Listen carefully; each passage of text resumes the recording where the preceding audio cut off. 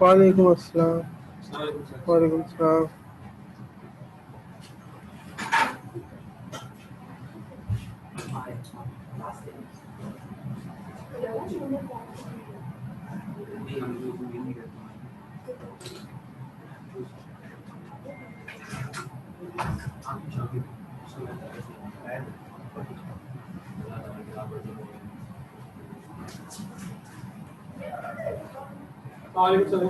वालेकुम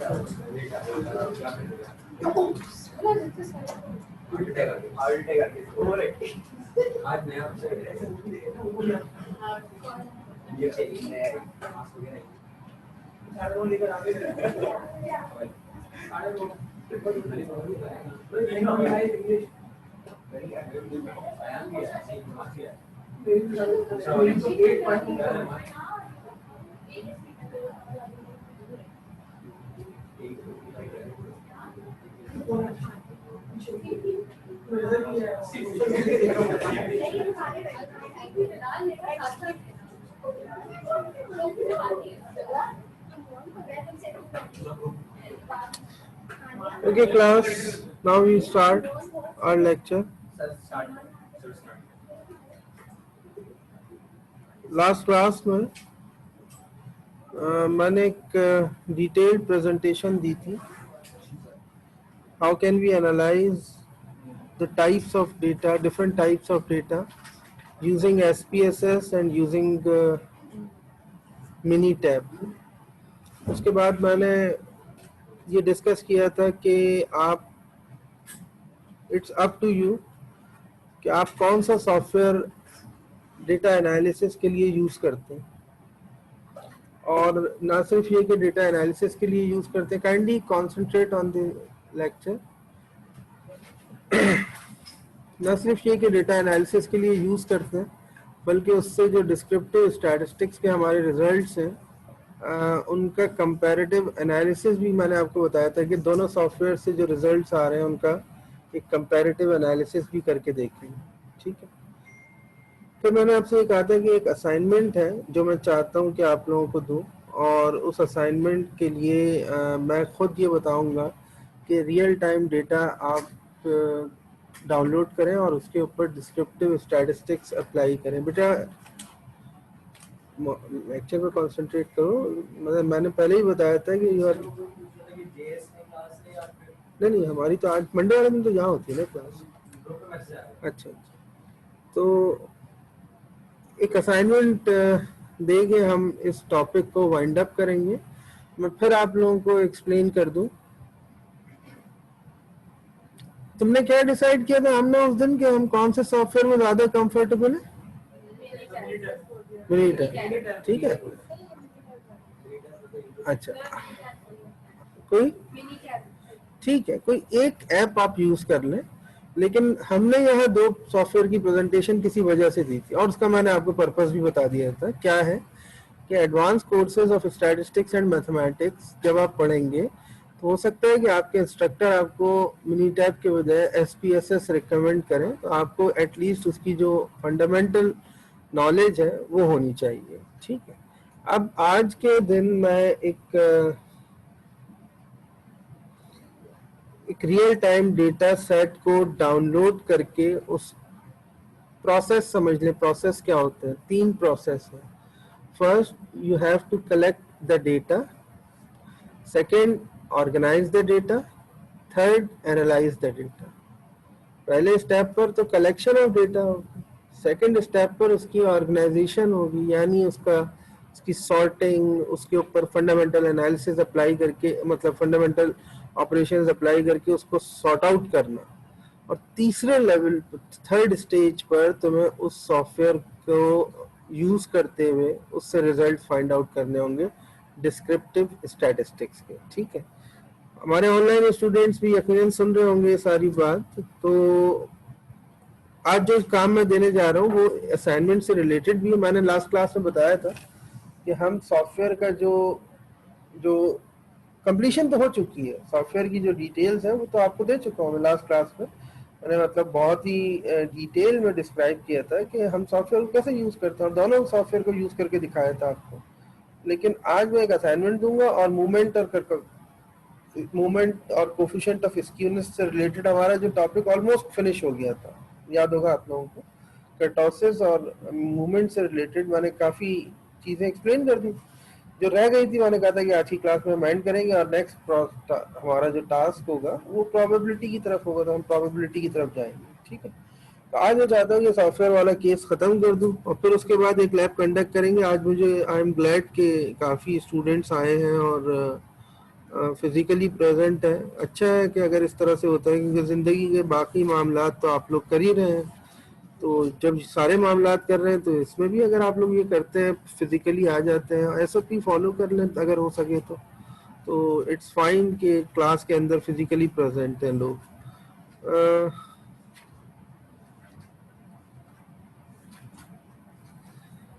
चलिए जनाब, देखिए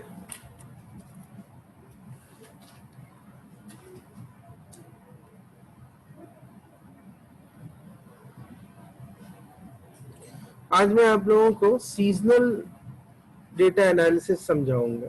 गौर से देखिएगा।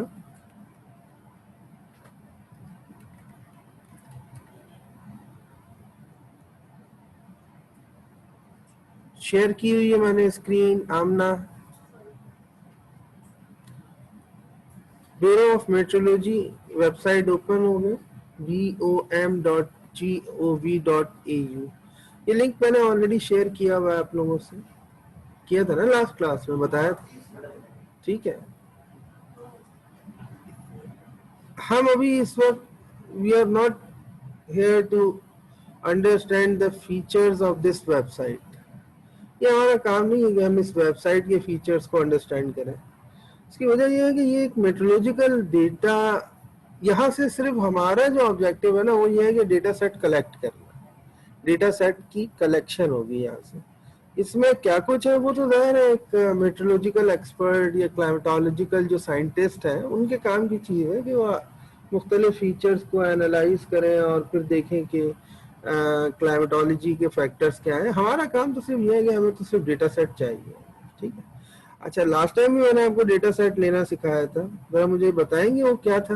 मैंने कहा था नीचे आप स्क्रॉल करते हुए जाएं और यहाँ से क्लाइमेट डेटा ऑनलाइन पर जब आप क्लिक करेंगे तो अब जो चीज़ आपके सामने ओपन होगी उसमें डिफरेंट वेरिएबल्स गिवन होंगे। ठीक है, आपने सेलेक्ट कर लिया रेनफॉल, मंथली स्टैटिस्टिक्स, लोकेशन दी, मिसाल के तौर पर सिडनी। लास्ट टाइम हमने पर्थ की लोकेशन दी थी, इसको फाइंड किया।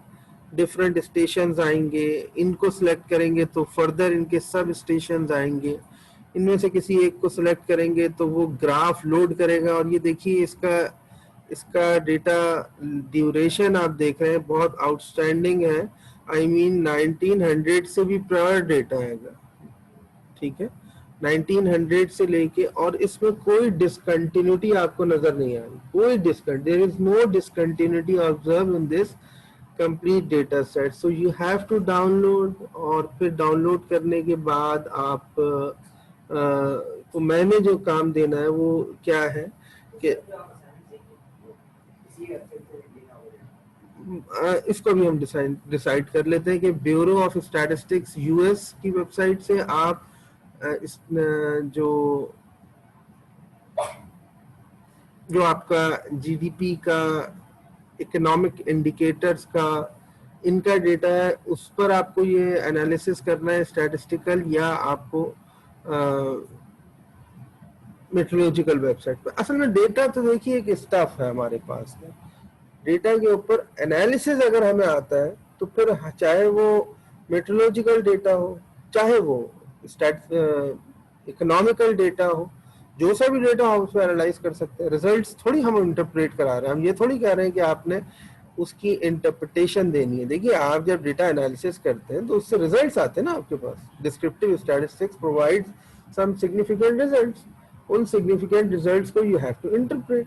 जब तुम उसको इंटरप्रेट करोगे तो ये सब्जेक्ट नॉलेज होगी। हम यहाँ डेटा की इंटरप्रिटेशन तो नहीं करवा रहे तुमसे, हम तो ये कह रहे हैं कि सिर्फ फंडामेंटल जो ऑपरेशंस है डेटा एनालिसिस में वो परफॉर्म करो, और डिस्क्रिप्टिव स्टैटिस्टिक्स के जो रिजल्ट्स आ रहे हैं उनको समराइज कर दो, इंटरप्रेट थोड़ी करना है। You will not interpret your data. तो चाहे तुम मेट्रोलॉजिकल डेटा लो या चाहे तुम इकोनॉमिकल डेटा लो, दोनों में सिर्फ डिस्क्रिप्टिव स्टैट्स को तुम्हें अप्लाई करना है, ठीक है। तो यहाँ ये ड्यूरेशन आप देख सकते हैं कि इस ड्यूरेशन के अंदर क्या प्रोसीजर है, ठीक है। इसका स्टेशन नंबर इन्होंने दिया हुआ है, ठीक। आप गेट डेटा पर क्लिक करेंगे, ये डेटा ओपन हो जाएगा आपके सामने। अब आपको मैं जो चीज सिखा रहा हूँ ना वो समझिएगा बहुत गौर से। ये 1885 से डेटा गिवन है, हालांकि नॉर्मली इस वेबसाइट पर भी जो डेटा आपको मिलता है वो 1900 से मिलता है मोस्टली। इसका मतलब ये स्टेशन बहुत बहुत पुराना स्टेशन है जो इन्होंने यहाँ बनाया हुआ है, जो 1885 से ऑनवर्ड्स आप देख सकते हैं। आई थिंक के नहीं, कुछ जगहों पे डेटा मिसिंग है, कुछ जगहों पे अगर आप देखें तो डेटा मिसिंग है, डिसकंटिन्यूटी। हालांकि ये ग्राफ में शो नहीं हो रही, इसलिए कि डिसकंटिन्यूटी है बहुत कम। गौर से देखें, फिर देखते हैं इस पूरे टेबुलर फॉर्म में, देखिए कोई डेटा मिसिंग नहीं है। नेक्स्ट में आइए, कोई डेटा मिसिंग नहीं है। इससे नेक्स्ट में आइए, कोई डेटा मिसिंग नहीं है। ये कोई नेक्स्ट टेबल नहीं है, ये कंटिन्यूशन है, पूरी टाइम सीरीज है। इसको हम टाइम सीरीज कहते हैं। When the data is dependent on time, the data is also known as the time series data. इस टाइम सीरीज में 3 टेबल्स अब तक हमारे सामने जा चुके हैं, 4 टेबल जा चुके हैं। लेकिन हम जब 1985 से ऑनवर्ड डेटा देखते हैं तो इसमें कुछ जगहों पे मिसिंग है। गौर से देखिए वो जगह है। 99 का जनवरी फरवरी मिसिंग है, आई थिंक सितंबर मिसिंग है, ठीक है। अब ये मिसिंग डेटा या तो पहले इंटरपोलेट करो। इंटरपोलेशन का प्रोसेस मैंने बताया था, क्या होता है बिलाल? नहीं, मैंने इंटरपोलेशन पूरा बताया था कि इंटरपोलेशन एक प्रोसेस होता है जिसमें हम मिसिंग डेटा की कैलकुलेशन करते हैं। जो डेटा मिसिंग है उस डेटा का के नियरेस्ट पॉइंट्स को देखते हैं और फिर उससे एग्रीगेट्स कैलकुलेट करके उस मिसिंग गैप को, जो गैप है, उसको फिल कर देते हैं, तो डेटा कंप्लीट हो जाता है। वो एस्टिमेटेड डेटा होता है, एक्चुअल डेटा तो नहीं होता, लेकिन डेटा की जो मिसिंग वैल्यूज हैं अगर वो मिसिंग रहेंगी तो तुम उस पर कोई एनालिसिस कर नहीं सकते ना। इवन सॉफ्टवेयर के अंदर मैंने तुम्हें ये बताया था कि मिसिंग डेटा के पॉइंट्स कितने हैं, नॉन मिसिंग डेटा कितना है, टोटल डेटा कितना है। तो ये सारे पॉइंट्स मैं बताता हूँ, ये इसलिए तो नहीं बताता कि तुम्हें याद रखने ये पॉइंट्स हैं। तो ये डेटा कुछ जगहों पर प्रॉब्लम कर रहा है, सही, कुछ जगहों पे मिसिंग है। Interpolation is not the part of our course outline ना। तो अब जो इंटरपोलेशन हमारी कोर्स आउटलाइन का पार्ट नहीं है, तो या तो हम पहले इंटरपोलेशन को अंडरस्टैंड करें। दूसरी सूरत यह है कि आप कहें कि ठीक है इंटरपोलेशन नहीं कर रहे हैं हम, कोई और स्टेशन सेलेक्ट कर लेते हैं। या फिर अगर टेम्पोरल डोमेन लेनी है तो इसमें देखिए 99 से 2009 तक प्रॉब्लम है, स्टेशन पे ऑब्जर्वेशन नहीं हुई होंगी या कोई प्रॉब्लम आ गया होगा। इवन 2000, हाँ 2010 से 2020 में भी कुछ जगहों पर डेटा डिसकंटिन्यू है, ठीक है। तो हम ये कह सकते हैं कि या तो आप अपना एनालिसिस का जो टेम्पोरल डोमेन है, टाइम ड्यूरेशन है, वो 98 पे आके स्टॉप कर दो, 98 पे आके स्टॉप कर दो, ठीक है। समझ में आ गया ना ये बात? और या फिर दूसरा कोई स्टेशन सेलेक्ट कर लें। या तीसरा प्रोसेस ये है कि I want to analyse the specific data, this data, तो फिर इंटरपोलेशन अप्लाई करो और उससे डेटा, जो मिसिंग डेटा है, उसको इंटरपोलेट कर। प्रोसेस समझ गए आप? अच्छा, अब हमें ये प्रोसेस करने के लिए एक चीज आपको समझानी है, गौर से देखिएगा। ऑल लेयर्स ऑफ डेटा को अगर मैं सिलेक्ट करता हूँ, ये ओपन हो जाएगा, मतलब डाउनलोड हो जाएगा। इस डाउनलोडिंग के बाद मैं ये वो वाला काम रिपीट नहीं करा रहा जो लास्ट क्लास में कराया है, सिर्फ स्टेप समझिएगा।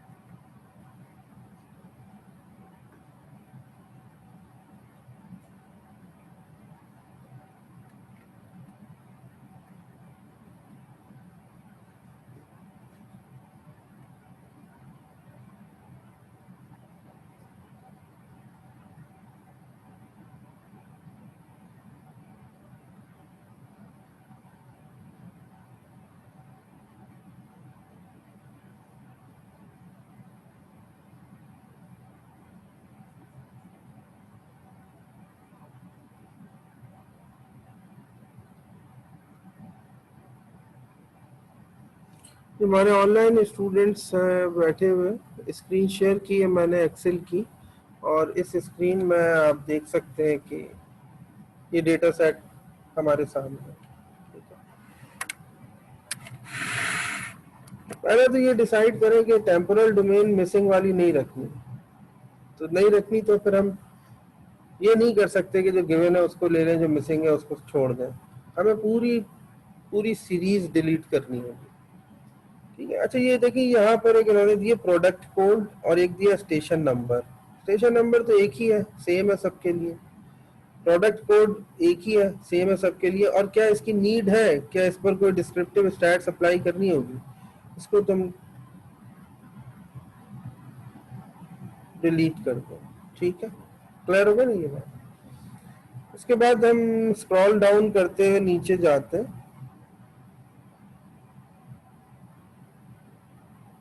और यहाँ से ये पूरी सीरीज आप देख रहे हैं, नल लिखा हुआ आ रहा है। जहां पर मिसिंग है वहां नल वैल्यू लिखी हुई आ रही है। नल का मतलब ही मिसिंग वैल्यू है बेसिकली। 99 से ऑनवर्ड आप इस डेटा को डिलीट कर दो। अब ये डेटा लेंथ के लिहाज से, टेम्पोरल डोमेन के लिहाज से, टाइम टाइम पीरियड के लिहाज से तो श्रिंक हो गया, लेकिन ये कंप्लीट डेटा है। ठीक है, आखिरी कॉलम आपको नजर आ रहा है, क्या लिखा हुआ है? एनुअल का मतलब यह है कि पूरे पूरे जो थ्रू आउट ईयर का एग्रीगेट है या सम है, वो उन्होंने कैलकुलेट किया हुआ है। अच्छा, अब मैं आपको सीजन्स बताना चाहूँ, अगर सीजन्स बताना शुरू करूँ,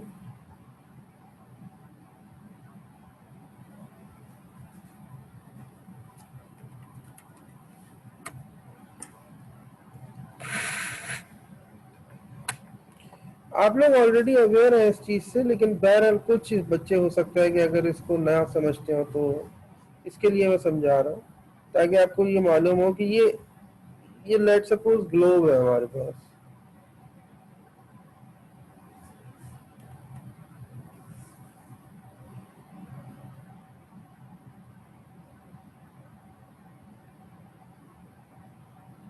ठीक है, इसमें ये जो है ये सदर्न हेमिस्फीयर है,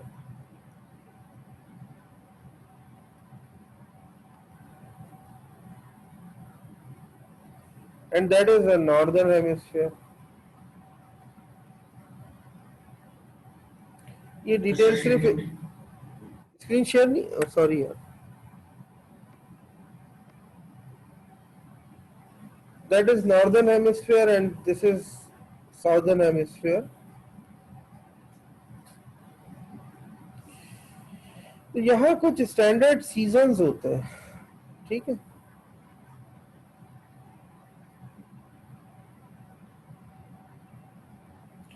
ये standard seasons summer, autumn, winter, spring, as it इस तरह से बनते हैं, ठीक है।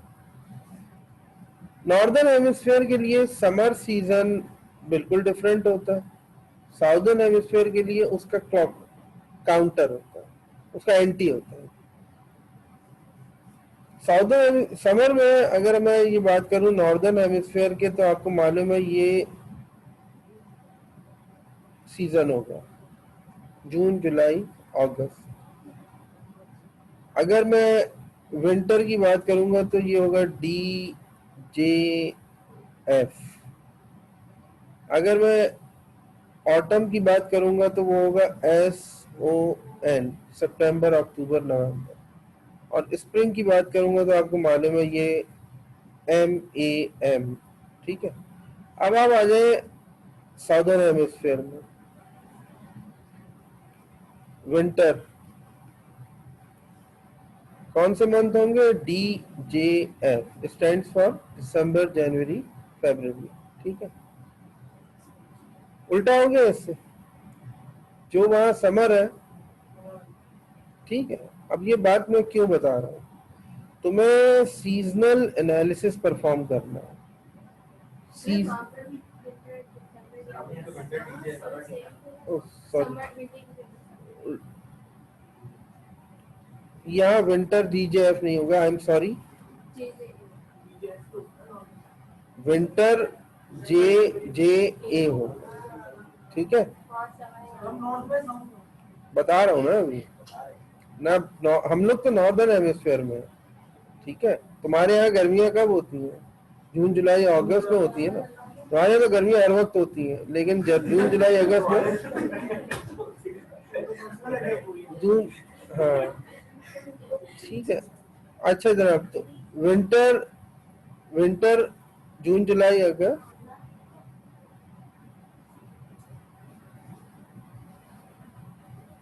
Summer DJF, autumn MAM। ये डिटेल में बता रहा हूँ अभी क्यों काम आएगी आपके ना, जरूरी है इसको थोड़ा सा एक्सप्लेन करना। और कौन सा रह गया? स्प्रिंग। वह रिमेनिंग आपके पास क्या है? SON, ऐसा ही है, ठीक है। अब ये काम जब आपने देख लिया, तो इसका मतलब है सीजनल टाइम सीरीज तो गिवन नहीं है। अब भाई क्या मसला क्या है? कुछ है क्या मसला? मुझे भी तो बताओ, मैं भी हंसूंगा। मैं इतनी संजीदगी से तुम्हें कुछ चीज बता रहा हूँ, तुम्हारे लिए बता रहा हूँ ना।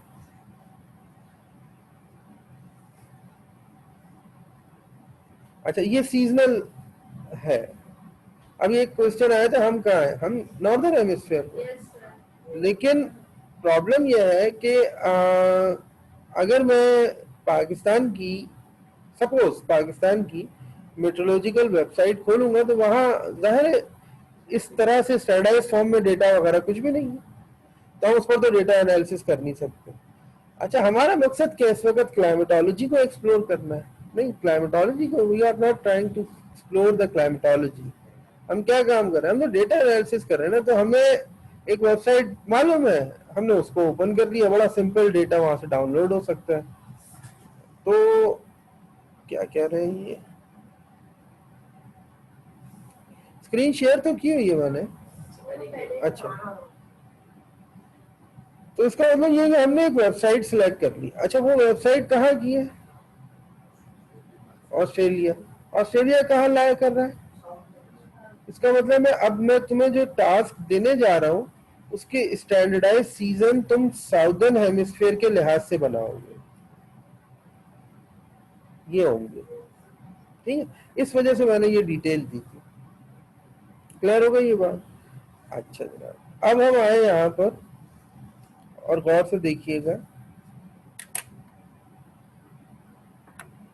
एक स्टेप समझिएगा। मैं इस वक्त सॉर्टिंग ऑफ डेटा कर रहा हूँ, डेटा पे प्रोसेसिंग कर रहा हूँ, डिस्क्रिप्टिव स्टैट्स नहीं अप्लाई कर रहा, सॉर्टिंग कर रहा हूँ खाली। और सॉर्टिंग करने के साथ साथ उस पर मैं कुछ ऑपरेशंस परफॉर्म करूंगा ताकि डेटा अरेंज हो जाए।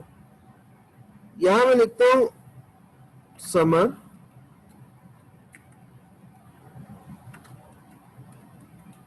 सर स्क्रीन नहीं नजर आ रही।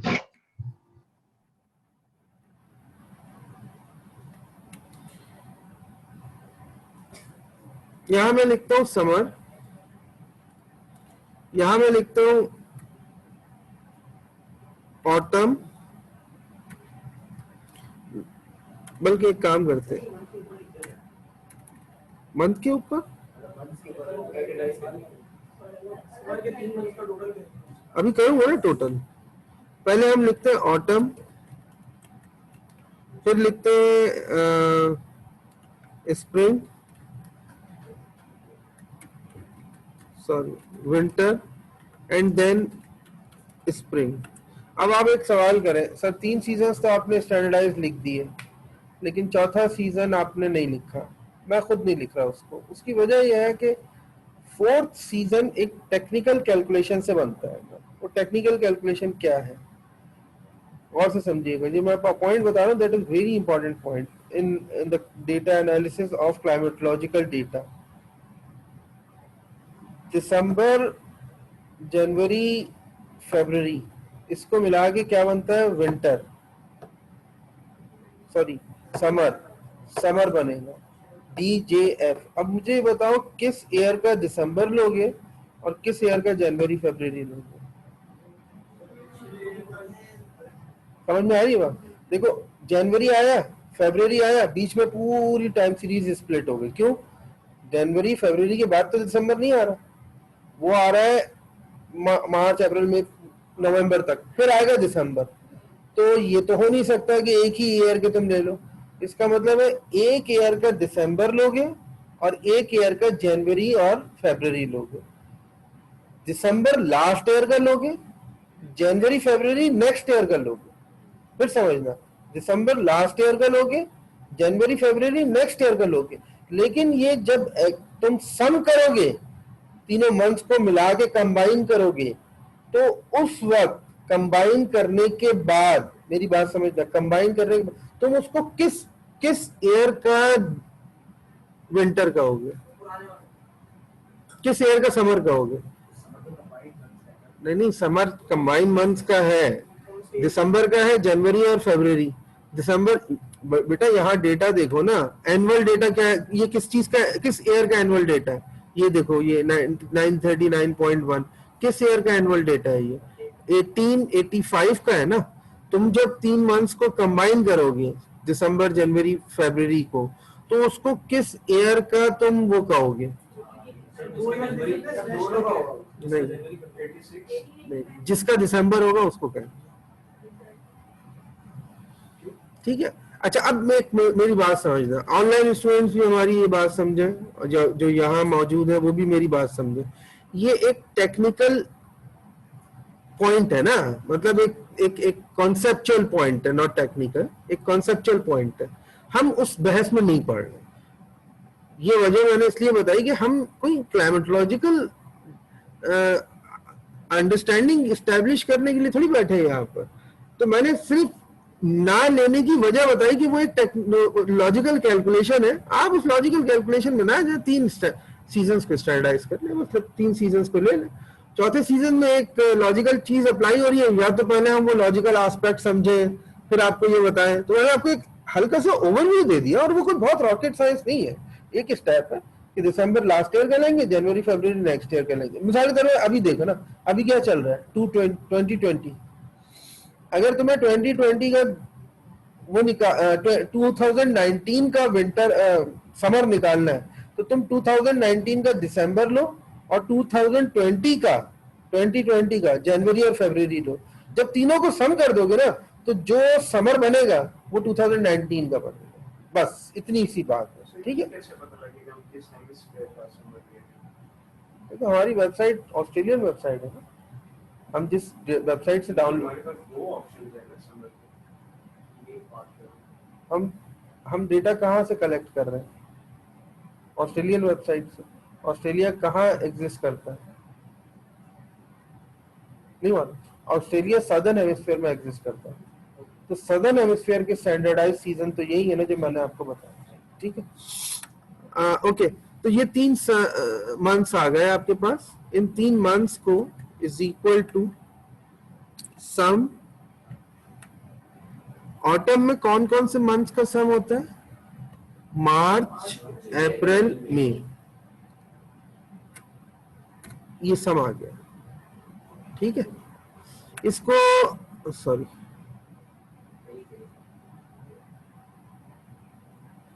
इसको आप डबल क्लिक कर दें, ये पूरी सीरीज बन जाएगी, ठीक है। विंटर पे is equal to sorry sum. Months कौन से हैं?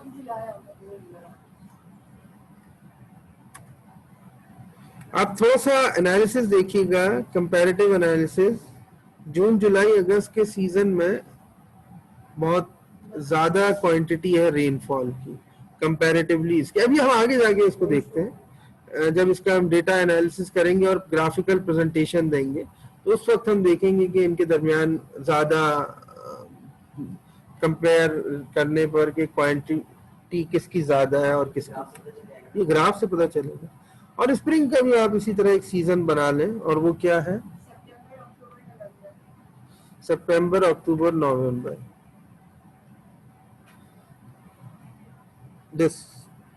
these are the months,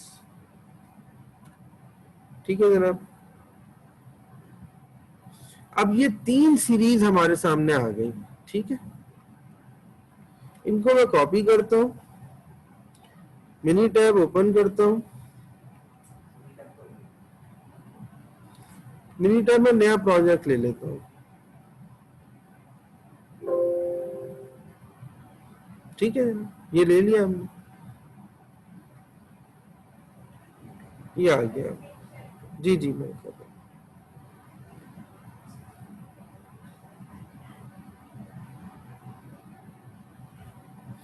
ये स्क्रीन शेयर हो गई। सॉरी, एक थोड़ा सा, हाँ वो गलती कर दी थी।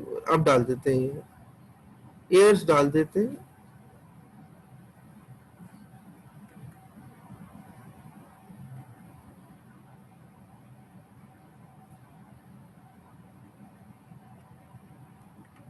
एयर्स भी आ गए, ठीक है। अब उसके बाद एक स्टेप समझिएगा, मिनी टैब से करा रहा हूँ ये काम ना मैं। पहले मेरे को इतना टाइम नहीं है कि मैं एक ही चीज को पहले वहां कराऊं, फिर SPSS में जाऊं, फिर इधर जाऊं, फिर उधर जाऊं।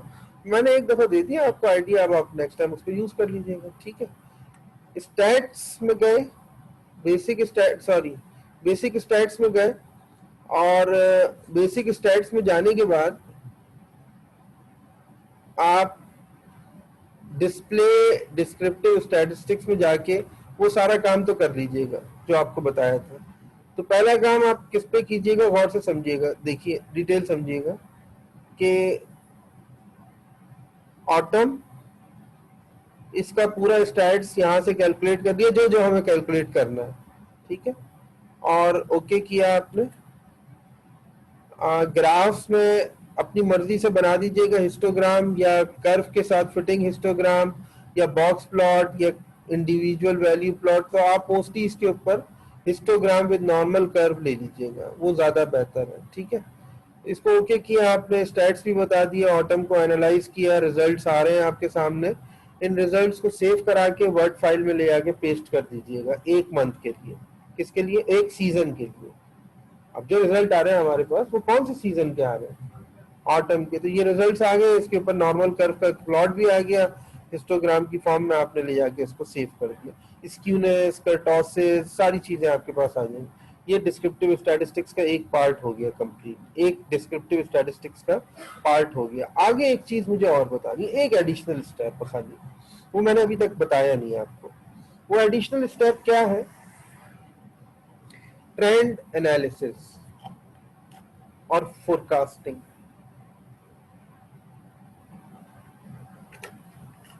ट्रेंड एनालिसिस और फोरकास्टिंग दोनों ही चीजें असल में मैथमेटिकल डोमेन में आती हैं। और मैथमेटिकली हम ये अंडरस्टैंड करते हैं कि मिसाल के तौर पर मैं आपके पास एक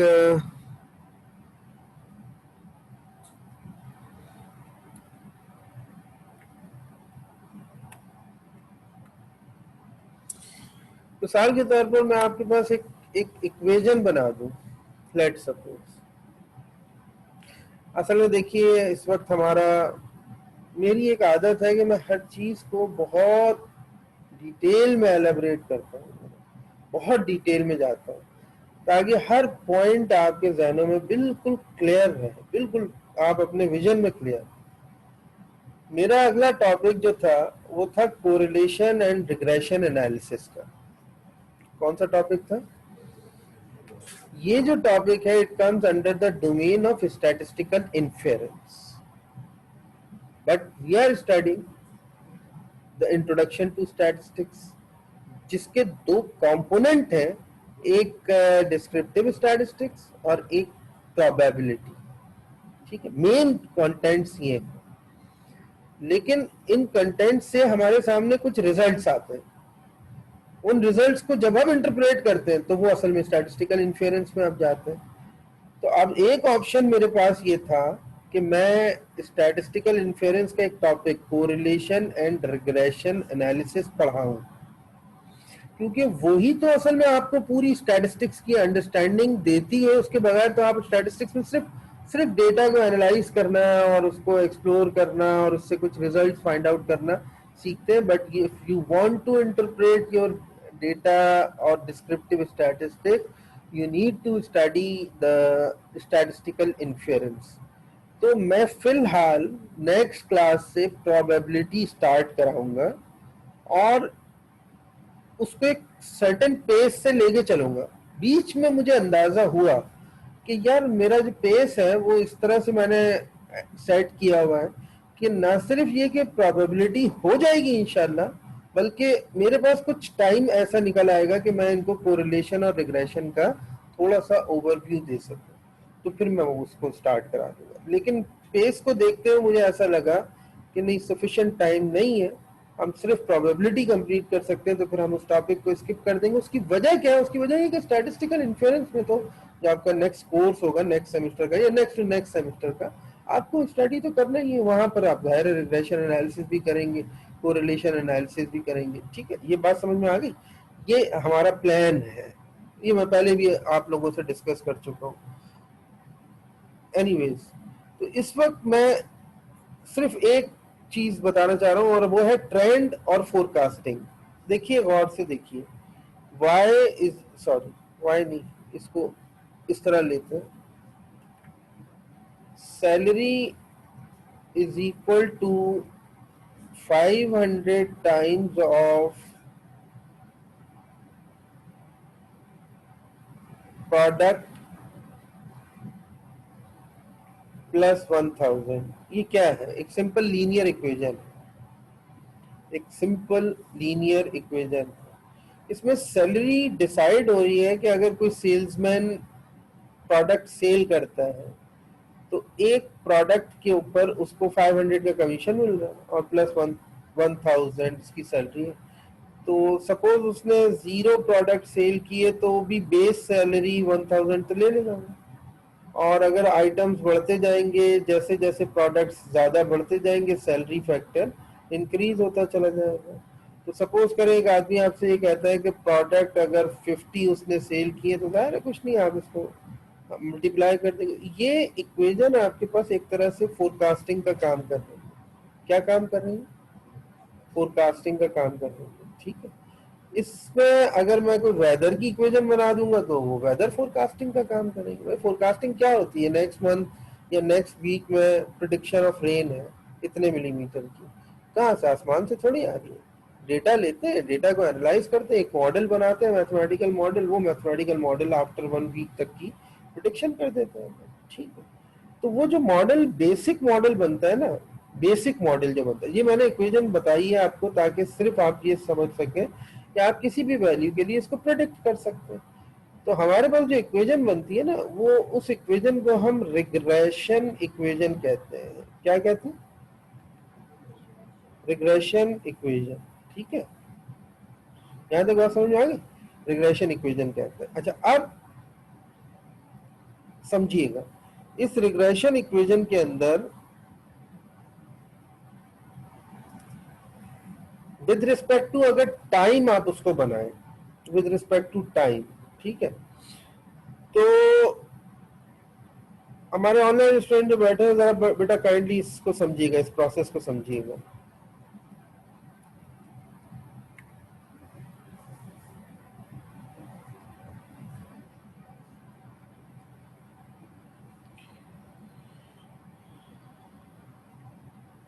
अगर मैं आपके सामने डेटा प्लॉट करूं, क्या करूं, डेटा प्लॉट करूं, कौन सा डेटा, यही जो 1885 से स्टार्ट हुआ, 1885, 86, 87, तो ये आपके पास कोई कहां तक का डेटा है, 1998 तक का।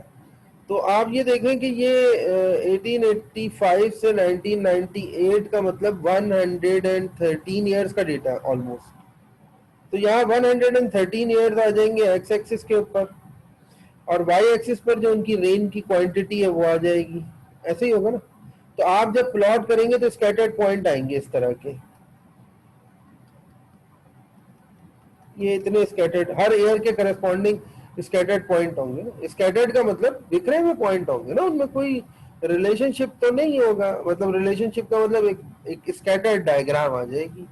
That diagram is also known as the standard scattered diagram. उस स्कैटर्ड डायग्राम से you can not extract any information, उससे तुम कोई इंफॉर्मेशन नहीं निकाल सकते। अब एक प्रोसेस होगा कि मैं कहूं कि मुझे इसका ट्रेंड पता चल जाए, ओवरऑल ट्रेंड पता चल जाए। कौन सा ट्रेंड, ओवरऑल ट्रेंड। मैं एक ईयर या 2 ईयर की बात नहीं कर रहा, मैं बात कर रहा हूं, I am talking about the overall trend of this data. तो ओवरऑल ट्रेंड पता करने के लिए मैं ये कहूंगा कि अगर इस पर मैं कोई बेस्ट लाइन फिट बना दूं, बेस्ट लाइन फिट बना दूं, तो यानी इस डेटा पे बेस करते हुए एक मैथमेटिकल मॉडल या एक मैथमेटिकल इक्वेशन बना दूं और उसको प्लॉट करूं, जैसे y is equal to M X plus B की इक्वेशन मैंने बनाई, तो मैं यहां इस वक्त ये बनाऊंगा कि rainfall is equal to m times of time multi time m multiply by time plus of b। b constant value होगी, m स्लोप होगा टाइम की रिस्पेक्ट से, और प्लस इज इक्वल टू क्या चीज प्रोवाइड करेगा, रेनफॉल। तो इक्वेशन ऑफ रिग्रेशन बन गई ये, और ये है क्या, स्ट्रेट लाइन रिग्रेशन इक्वेशन है। जब उस स्ट्रेट लाइन को इस स्कैटर्ड प्लॉट पे प्लॉट करूंगा, इस स्कैटर्ड प्लॉट पर ड्रॉ करूंगा, तो वो स्ट्रेट लाइन या तो यूं आएगी अगर m पॉजिटिव है, इफ m इज पॉजिटिव तो ये स्ट्रेट लाइन यूं आएगी। तो ये ओवरऑल ट्रेंड ये बताएगी कि ओवरऑल ट्रेंड क्या कर रहा है, इंक्रीज कर रहा है। ओवरऑल ट्रेंड क्या हो रहा है, इंक्रीज हो रहा है। या अगर स्लोप नेगेटिव हुआ तो स्ट्रेट लाइन ऐसे आएगी, तो ये बताएगा कि ओवरऑल ट्रेंड क्या हो रहा है, डिक्रीज हो रहा है। और अगर m जीरो हुआ लेट सपोज, तो फिर उस सूरत में स्ट्रेट लाइन बिल्कुल इस तरह से होगी। इसका मतलब है there is no increasing trend and there is no decreasing trend. Clear है ना ये बात। कैसे बनती है ये इक्वेशन, मैं अभी इस डिटेल में नहीं जा रहा, मैं अभी इस डिटेल में नहीं जा रहा, क्योंकि अभी मेरे पास टाइम कम है, मुझे सिर्फ एक असाइनमेंट देना है इससे रिलेटेड। तो उसमें आपको ऑप्शन क्या करना है, गौर से देखिएगा।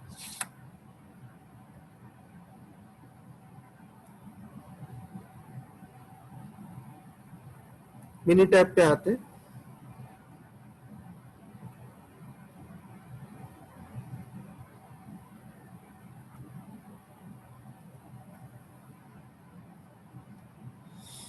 ठीक है, स्टेट्स पे जाएं, रिग्रेशन पे जाएं, हाँ रिग्रेशन पे जाएं, रिग्रेशन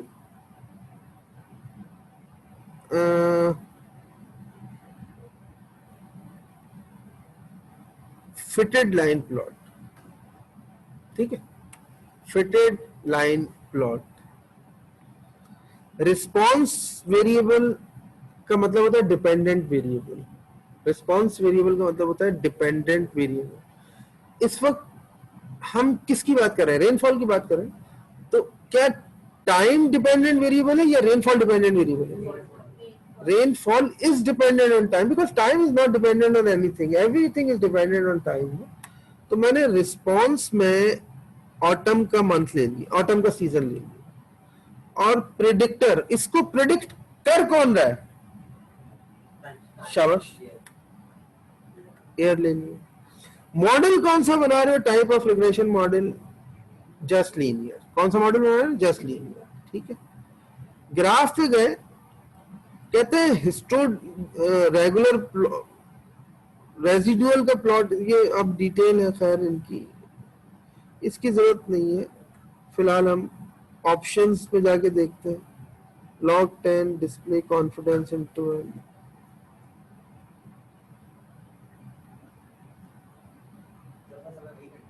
हाँ हमें सिर्फ यही करना है, हमें सिर्फ एक स्कैटर्ड प्लॉट बनाना है ना, ठीक है। तो हम ओके करते हैं। अच्छा, ये मॉडल समरी है रिग्रेशन की, लेकिन इसमें ग्राफ आ गया जी, रिपीट कर दूं? नहीं तो नहीं बन रही ना, बना के निकाल दी ना इसने। क्यों बनेगी यूं? लाइन ऑफ बेस्ट फिट के लिए उसकी लाइन ऑफ बेस्ट फिट इसके स्लोप की वैल्यू पे बनेगी। स्लोप की वैल्यू क्या है यहाँ, ये देखो, नहीं जीरो नहीं है, 0.0721, इतना मिनिमम, इतनी स्मॉल वैल्यू ऑफ स्लोप है कि उसकी वजह से ना इंक्रीज कर रही है ना डिक्रीज कर रही है।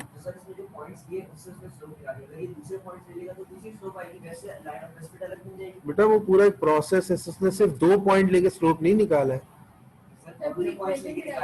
हैं?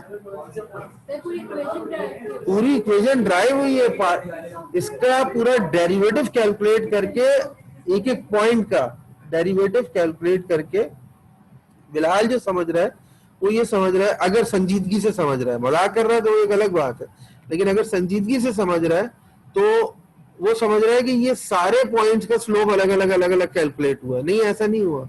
इन सारे पॉइंट्स को उसने लिया, इनका पार्शियल डेरिवेटिव कैलकुलेट किया। सब पार्शियल डेरिवेटिव क्या होता है? डेरिवेटिव का नाम सुना? नहीं सुना ना? तो अब मैं उस डिटेल में अभी फिलहाल नहीं जाना चाह रहा, ठीक है। सिर्फ ये समझ लो कि स्लोप निकलेगा, और वो स्लोप इस वक्त क्या निकला है? 0.0721। क्या ये बहुत लार्जेस्ट स्लोप है, हाईएस्ट वैल्यू, बहुत लोएस्ट वैल्यू है ना, स्मॉल वैल्यू है ना। तो इसकी वजह से ये देखिए आपके सामने जो स्ट्रेट लाइन बनी है वो तकरीबन क्या है? कांस्टेंट है, बिल्कुल parallel to the X axis है, ठीक है। क्लियर हो गई ना ये बात? तो वर्टिकल का मतलब मालूम है क्या हो रहा है?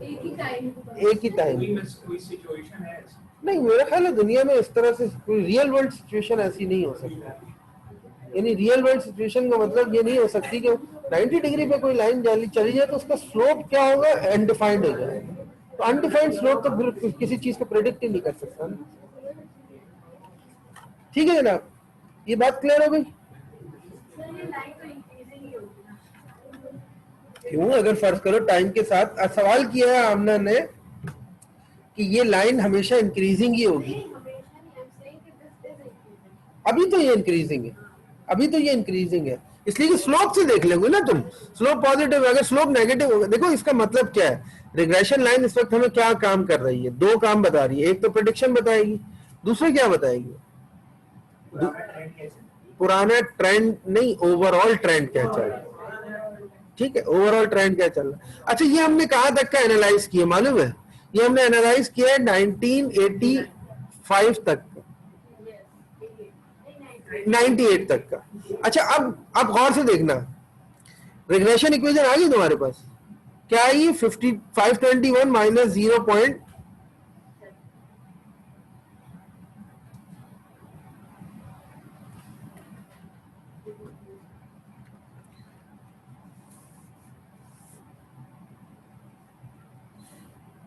तुम कहोगे rain is equal to 521 minus 0.0072 या 072, चलो थोड़ी देर सपोज कर लेते 0072, यही है ना 072 ऑफ टाइम, आगे नहीं है रेन, ठीक है, प्लस है मैंने गलत लिख दिया, ठीक है। अच्छा अब सुनो मेरी बात, 1985 से 1998 तक का डेटा तो तुम्हारे पास आ गया, ठीक है, इससे ये इक्वेशन बन गई। अब 99 का डेटा है तुम्हारे पास, तुम प्रिडिक्ट कर लो इससे, ठीक है। 98 का मतलब 99 का मतलब पता है क्या होगा, 99 का मतलब होगा 85 से 95, नहीं सॉरी 19, अरे यार ये 1885 से था, 1885 से 1985 ये हो गया 100 ईयर्स, 86 87 80 113 कौन सा हुआ, 98 हुआ, 99 हुआ,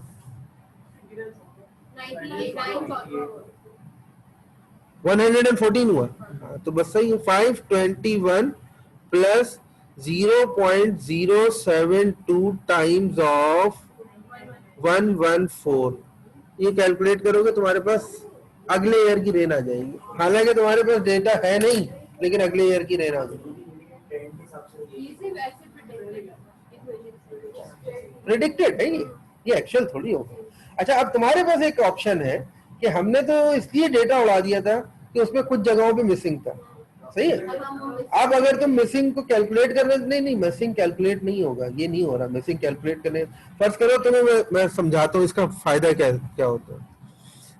98 तक का तो डेटा पूरा था ना, 98 तक का डेटा पूरा था, तुम एक काम करो 98 तक का डेटा ना लो, 97 तक का डेटा लो, कहां तक का लो, और फिर प्रिडिक्ट करके जरा चेक करो कि एक्चुअल डेटा से तुम्हारा जो प्रिडिक्टेड डेटा है वो कहां तक जा रहा है, उनके दरमियान क्या डिफरेंस आ रहा है। नहीं ना, यही तो बात है, ऐसे अगर थोड़ा नहीं, कभी कभी बहुत आगे पीछे भी होगा।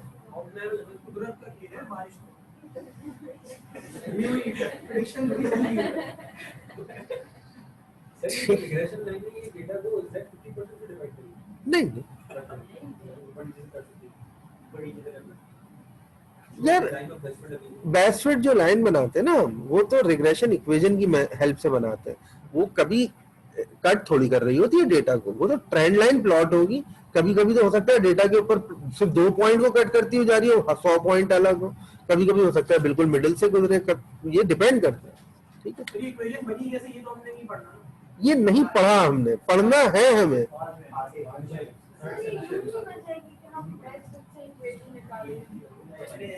इक्वेशन से बेस्ट फिट निकालेंगे, उल्टा कह रही हो, नहीं हम पहले एम निकालेंगे, हम पहले स्लोप निकालना सीखेंगे, हम वाई इंटरसेप्ट निकालना सीखेंगे, फिर स्लोप और वाई इंटरसेप्ट निकालने के बाद उसको इक्वेशन बनाएंगे, फिर इक्वेशन से हम बेस्ट फिट लाइन निकालेंगे। पहले हमने पढ़ा था उसमें हम सिर्फ ऐसी जो पॉइंट्स ज्यादा आ रहे थे उसमें बेस्ट फिट बना रहे थे, उसमें तो हम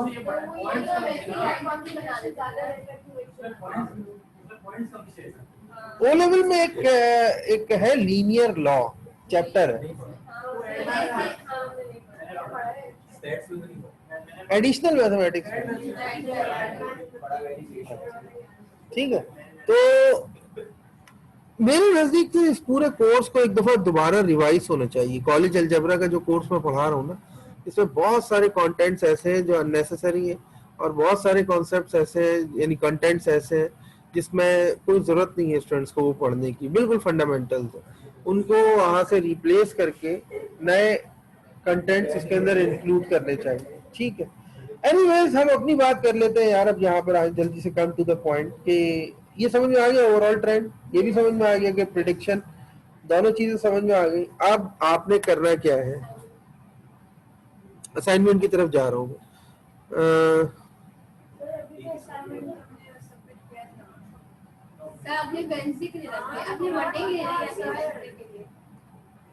आमना और बिलाल के बहुत इसरार पर हमने, यार ये स्लोप माइनस था, तुम लोगों ने याद तक नहीं रखा इसको, स्लोप नेगेटिव है।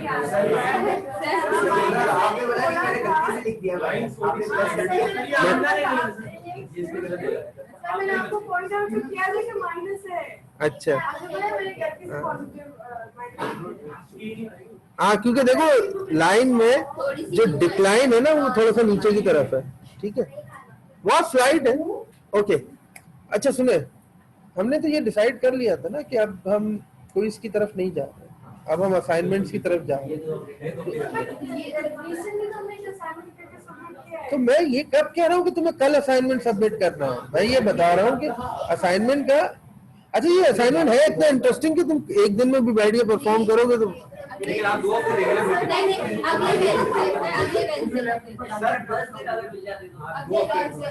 चलिए 10 दिन दे देते और वो ठीक है।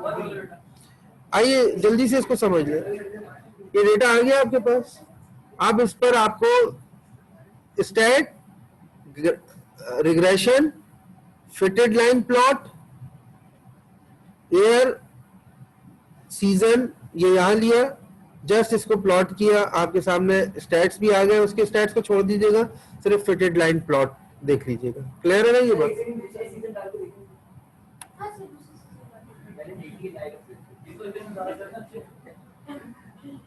विंटर डाल लेते हैं।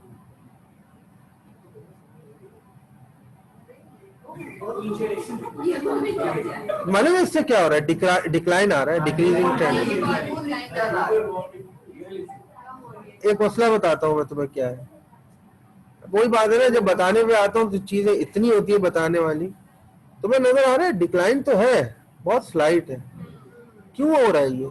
जो असल ग्लोबल वार्मिंग स्टार्ट हुई है ना, असल जो ग्लोबल वार्मिंग स्टार्ट हुई वो हुई 1980 से ऑनवर्ड है।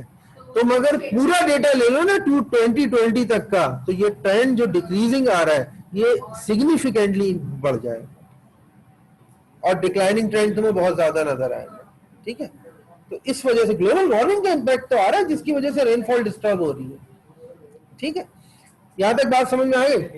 तो अब ये काम आपने कर लिया, अब असाइनमेंट पे आइए जल्दी से, 5-10 मिनट रह गए वहां पे, उसमें मुझे असाइनमेंट समझाना है। ये डेटा हम डाउनलोड नहीं कर रहे, मैं शेयर करा दूं website.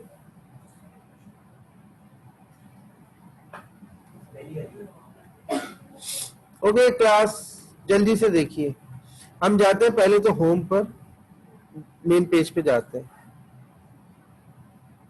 Climate and past weather. Recording तो चल रही है, आप लोगों को अगर कोई कंफ्यूजन होगी तो इसमें से देख लीजिएगा। Climate and past weather open हो गया, लेफ्ट पेन पे देखिए, लेफ्ट मेन्यू जो आ रहा है, यहाँ एक जगह लिखा हुआ आ रहा है दैट इज क्लाइमेट चेंज, क्या आ रहा है? क्लिक करें, क्लाइमेट चेंज के बाद ये ड्रॉप बॉक्स नजर आएगा, ये कहेगा कि आपने यहाँ से वेरिएबल सिलेक्ट करना है, बहुत सारे वेरिएबल्स हैं, हम सिर्फ रेनफॉल टोटल पहला वेरिएबल सिलेक्ट करेंगे, हमारा मकसद सिर्फ इस वक्त एनालाइज करना है डेटा को। रेनफॉल सिलेक्ट किया, जैसे ही रेनफॉल सिलेक्ट हुआ नेक्स्ट में पूछेगा रीजन, क्या पूछेगा? रीजन के लिए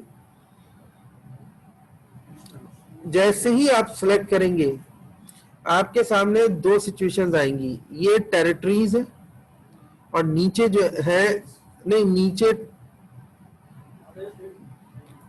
नीचे जो है वो स्टेट्स हैं और ऊपर टेरिटरीज दी होंगी, ठीक है। अब आप या तो टेरिटरीज पे काम करें या स्टेट्स पे काम करें, बात एक ही है। हमारे पास ये 7 स्टेट्स हैं, 1 2 3 4 5 6 7, कितनी स्टेट्स हैं? आपने सपोज थोड़ी देर के लिए न्यू साउथ वेल्स का स्टेट सेलेक्ट किया, कर लिया आपने। अब रीजन सिलेक्ट हो गया, एक तरीका तो ये था मैं पूरे ऑस्ट्रेलिया को सिलेक्ट करता, क्या करता? मैं पूरे ऑस्ट्रेलिया को सिलेक्ट करूंगा, मामला बहुत, मतलब मेरे सामने कोई सिग्निफिकेंट फाइंडिंग नहीं आ पाएंगी। उसकी वजह क्या है? पर्थ में जिस वक्त बारिश हो रही है जरूरी नहीं है कैनबरा में उस वक्त बारिश हो रही है, बिल्कुल टाइम जोन उनका चेंज हो जाता है, ठीक है, सीजनैलिटी चेंज होती है। तो हम स्टेट वाइज करके देखते हैं कि कौन से स्टेट में ज्यादा डिक्लाइनिंग ट्रेंड आ रहा है या क्या आ रहा है। आप वन बाय वन सिलेक्ट करेंगे। आपने सिलेक्ट किया New South Wales, let suppose, ठीक है, ये न्यू साउथ वेल्स आ गया। नेक्स्ट सेलेक्ट करते हैं हम यहाँ से मंथ्स। मंथ्स में पहला सीजन में सेलेक्ट करते हैं जनवरी। बात से समझ में आई? आ गई ये बात समझ में? इसके बाद आप डेटा पे हमें असल में इस ग्राफ से, ग्राफ तो वो दे रहा है यहाँ पर, जो काम तुम करने जाओगे वो काम वो कर चुका है यहाँ पे, लेकिन हमें ये प्लॉट कॉपी या पेस्ट नहीं करना, हमें खुद एनालाइज करना है। तो एनालाइज करने के लिए आपने जनवरी का प्लॉट उठाया, जनवरी सीजन सेलेक्ट किया, डेटा पे क्लिक किया, डेटा ओपन हो गया। ये देखिए ये ओपन हो गया, ये कंप्लीट डेटा, इसमें कोई चेंजिंग नहीं है, इसमें कोई मिसिंग नहीं है। कहां से आया? ये 1900 से स्टार्ट हो रहा है। कहां से स्टार्ट हो रहा है? 1900 से। कहां तक जा रहा है? गौर से देखिए, 2020 तक। आप 2020 तक मत लीजिएगा, 2020 तक वो ना लेने की वजह बता रहा हूँ क्या। असल में 2020 का भी अक्टूबर तक का डेटा तो अपडेट होगा, नवंबर का नहीं होगा और दिसंबर का नहीं होगा। अच्छा, दिसंबर का हमें जरूरत भी नहीं, क्योंकि हमने तो स्किप कर दिया ना उस आईडीए को, लेकिन नवंबर का भी नहीं होगा, तो एक जगह फंसोगे तुम। इसलिए बेहतर यह है कि तुम 1900 से टिल कहां तक, 2019 तक का डेटा ले लो। अब तुम्हें इस डेटा को एनालाइज करना है। किसको एनालाइज करना है? इसको। स्टेप समझ लेना क्या कर रहा हूं मैं। कंट्रोल ए करो, कंट्रोल सी करो, पूरा सेलेक्ट करने के बाद इसको कॉपी कर लो। कॉपी करके तुम मैटलैब में ले जाके इसको पेस्ट करोगे तो यहां ये आ गया। आ गया क्या? पेस्ट किया ना मैंने, ठीक है। अच्छा, ये आ गया तुम्हारे पास? ये सिर्फ जनवरी का है। इसी तरह से तुम फरवरी का सिलेक्ट करोगे, इसी तरह से तुम मार्च का सिलेक्ट करोगे। जनवरी, फरवरी, मार्च, सारे मंथ्स निकाल लोगे एक्सेप्ट, लेकिन जनवरी फरवरी भी ना निकालो ना, इसलिए कि तुम्हें डीजेएफ तो बनाना ही नहीं है। तुम्हें बेसिकली क्या बनाना है? मार्च से नवंबर तक। तो मार्च से नवंबर तक का डेटा निकाल लो। उसके बाद उसके सीजन्स बनाओ, 3 सीजन्स बनाओ, और तीनों सीजन्स बना के उसका ट्रेंड प्लॉट कर दो। हाँ, डिस्क्रिप्टिव स्टैटिस्टिक्स और फिर best fit, regression plot. 3 best fit होंगे, 3 डिस्क्रिप्टिव स्टैटिस्टिक्स होंगे और 3 बेस्ट फिट होंगे, लेकिन सिर्फ एक स्टेट के लिए। एक स्टेट का बना लिया तो आप समझ सकते हैं कि सारी स्टेट्स उसके ऊपर जनरलाइज कर लें। हाँ, हम कोई भी एक स्टेट को बना लें। अब सवाल ये पैदा होता है कि क्या एक स्टेट का बनाना है या सारी स्टेट्स का बनाना है? 2 का बना ले। उसकी वजह मैं बता रहा हूँ, कंपैरेटिव एनालिसिस होगा नहीं ना वरना। और बनाने के बाद, कंपैरेटिव एनालिसिस बनाने के बाद, कोशिश नहीं बेटा, फिर मैं भी कोशिश ही करूंगा नंबर देने की। तो 2 स्टेट्स का बना ले, कंपैरेटिव एनालिसिस कर ले। आफ्टर कंपैरेटिव एनालिसिस सिर्फ एक पैराग्राफ में ये बता दीजिएगा कि क्या दोनों स्टेट्स में से डिक्रीजिंग ट्रेंड किस सीजन में कौन सा स्टेट ज्यादा ऑब्जर्व कर रहा है और किस स्टेट में कम ऑब्जर्व हो रहा है। बस, इससे ज्यादा और कुछ। ठीक है, यहाँ तक बात समझ में आ गई? तो ये this is the assignment. Copy करेंगे यहाँ से वो वर्ड टू पेस्ट। समझा नहीं आपको? हाँ, रिजल्ट कॉपी करके वर्ड फाइल में पेस्ट कर देना, उसकी पीडीएफ बना देना। नहीं, मिसिंग इस पॉइंट, ये वाला जो मैंने बताया ना, ये जो और टेरिटरी वाइज है, और इसमें कोई मिसिंग नहीं, वो स्टेशन डेटा मिसिंग है। ठीक है, ये तो एग्रीगेट है ना पूरा, ये मिसिंग नहीं होगा कहीं पे भी। Any question?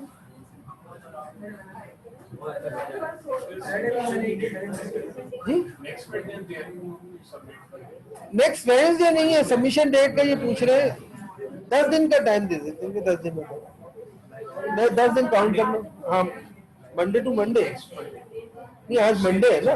नहीं, वो तो 16 दिन हो जाएंगे, तो काउंट कर लो 10 दिन का टाइम।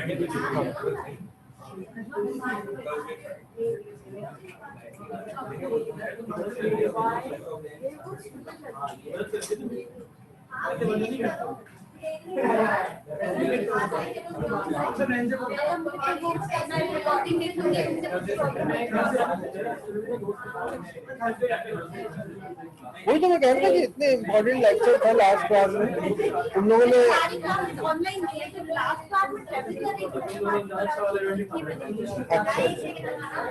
एक मंथ का ऑनलाइन सारे क्लास ऑलमोस्ट जा रहे हैं। हाँ बहुत सारे बच्चे ये तो आज इतनी स्ट्रेंथ नजर आ रही है। आपको पिक्चर लेनी चाहिए कि कितने लोग आए देखिए कितनी बड़ी भी क्लास स्ट्रेंथ हमारी आज नजर आ रही है वरना तो मुश्किल से 4-5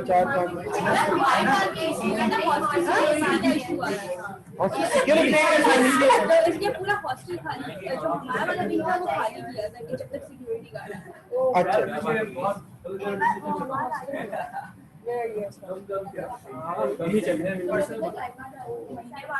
शुरू की 2 क्लास बड़ा मजा आया इतने सारे बच्चे हुए क्लास में हमारे इन्फ्लुएंस है